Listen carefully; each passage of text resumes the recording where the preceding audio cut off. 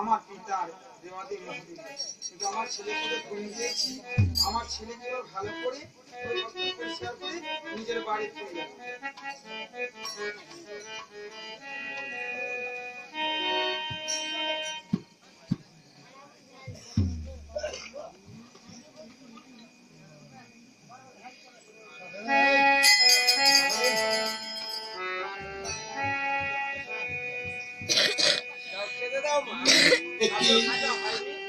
একটি দেখলাম আমায় যা বলেছিল তাই বুঝি সত্য।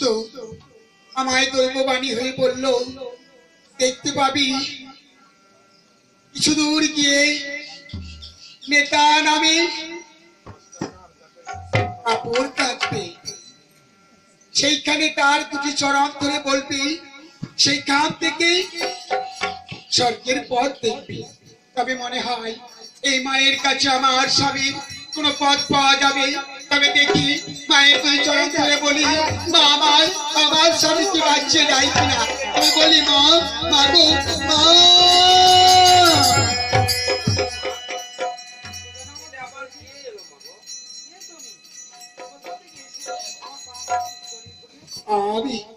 আমি মর্তের মানবিনী মা।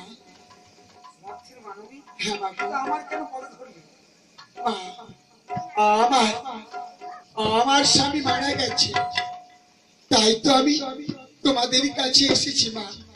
আমার স্বামীকে বাঁচিয়ে দাও।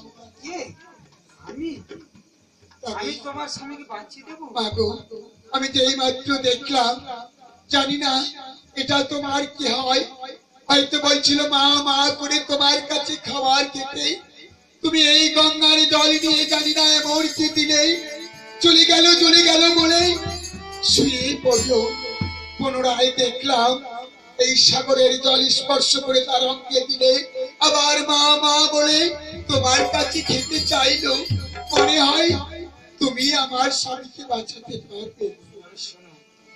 আমি আর ছল করবো না, আমি তোমার স্বামীকে বাঁচাতে পারবো না, তবে আমি একটু পথ দেখাতে পারবো। পথ?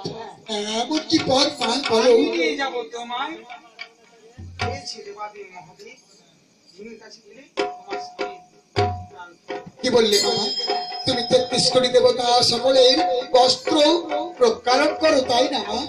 তবে ওগো মা এই বস্ত্র একখানা আমায় কাচতে দেবে না? এক কাজ করো মা, আমার সঙ্গে বিয়ে দিয়ে দাও মা, আর তোমাকে কাপড় কাচতে হবে না।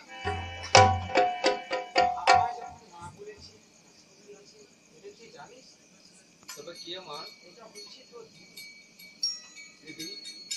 আমি অন্যায় কথা বলেছি, আমাকে ক্ষমা করে দাও। ভাই তুমি তো এমন কোনো অন্যায় বলনি। তুমি হয়তো মায়ের কষ্ট দেখে বলেছো মা গো এর সঙ্গে আমার বিয়ে দিয়ে দাও, তোমায় আর কাপড় কাচতে হবে না। এ তো ভালো কথা। তবে ওগো মাসিমা তুমি দাও না একখানা বস্ত্র কাচতে একটি এমন কার বস্ত্র মা কি বললে দেবাদেব মহাদেব শিব ভোলানাথের বস্ত্র দাও মা গো আমি এই বস্ত্র কাচবো যদি এই বস্ত্র আমার কাছে ভালো কাঁচা না হয় পুনরায় তুমি ভালো করে কেচে নেবে আর কেটে নেবো। বেশ।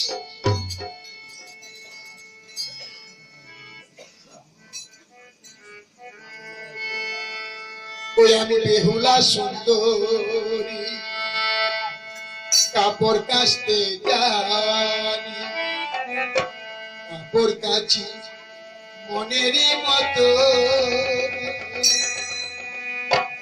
কেউ নাই আমারই মতো আমি বেহুলা সুপানি কাপড় কাচতে জানি কাপড় কাচতে মনেরই মতো কেউ নাই আমারই মতো কেউ নাই আমারই মতো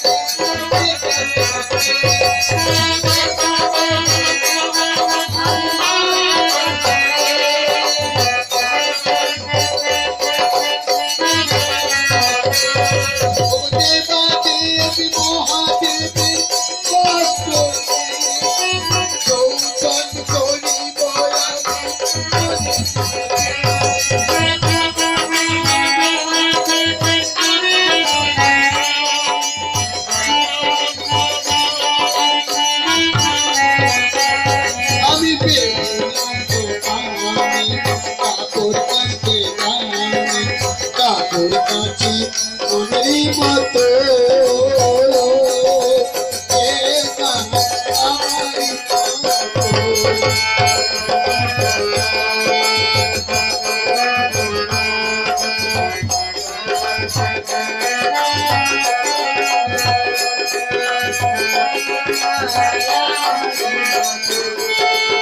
কেউ নাই আমারই কাপড় কাছে কাপড় কাছে মনেরই মতো